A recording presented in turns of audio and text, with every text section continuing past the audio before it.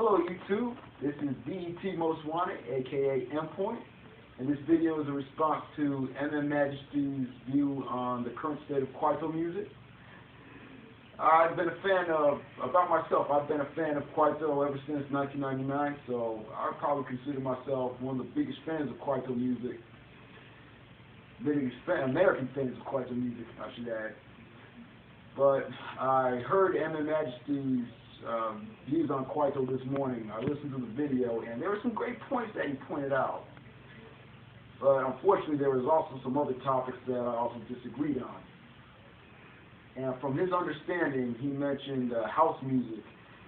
I know that house music did originate in Chicago, but if you really think about it, house music, as he mentioned, was an influence between disco and techno.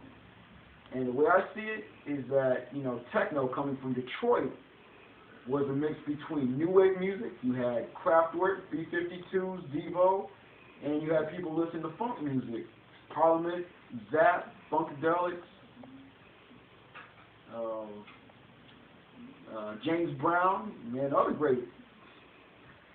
And in my opinion, with every genre, just like Kwaito, Kwaito was influenced by every different genre. You just didn't have house, but you had hip-hop, reggae, township jazz, and even R&Bs. So with every music, you're going to have an influence by other music. So you can't just say that the Kwaito should just, recognize the African-American influence, which I can understand too. But if it really comes down to it, the other music that you mentioned was, house music, that they should recognize house music. What type of American music wasn't influenced by African music, if you really think about it? And I can also think of other African styles that were influenced by African-American genres, which also have roots in African music as well. Soukous, which is the African version of salsa music. Soukous in its early stage was influenced by music from Puerto Rico, Dominican Republic, and Cuba, which was salsa and merengue. And that music had African influence due to slavery. And another type of music, Afrobeat. Afrobeat was influenced by funk and juju, which was Yoruba music from Nigeria. And I can think of a couple of others. You also have Coupe Dekale, which is also known as Zulu, which is big in Ivory Coast. And you also have Kuduro from Angola.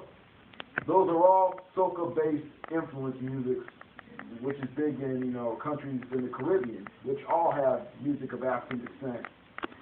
So if you really think that they should really appreciate the African-American aspect, I would say that it's just music that's coming back home, because this music was taken by slaves, and it was brought back by people that listened to the music by slaves. And I also heard that he mentioned the divide between Africans and African-Americans. Again, I like to point out that I know that there has been some tensions between Africans and African-Americans, but even if you really think about it, even since slavery, we were either kidnapped or sold. We were either sold by other African slaves, or we were, kidnapped by European slave traders as well. So, and another point is that Kwaito is a South African genre. We're West African people. We are from countries like Burkina Faso, Mali, Togo, Nigeria, and all the other countries in that region. So there may be some type of divide, but that doesn't mean that we shouldn't get along. And I know that I checked out your page as well. Now, you seem like a very, very intelligent, Afrocentric brother, but you should all realize that at the end of the day, we're all human. European, African, Asian, end of the day, we're all brothers. And that was just my view on your video. But if you'd like to hit me up with your view.